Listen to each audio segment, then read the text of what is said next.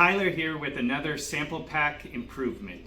This one was done by Liz, and what she did is she fashioned this cart to be easily accessed to all our sample packs. So what she did is she can put finished sample packs in here. She has envelopes down here, easy grab. She cut off the top of the box where she can easily grab an envelope, wheel it over, find the samples that she's after, and put it in there. I personally like this little guy. It's a little tape holder that she fashioned out of a tube, one of our tubes. And at the bottom she has the weight, the scale, so she can weigh the sample packs to see how much they weigh. And it's all on a cart, and it can move to wherever she needs it to. So good job, Liz.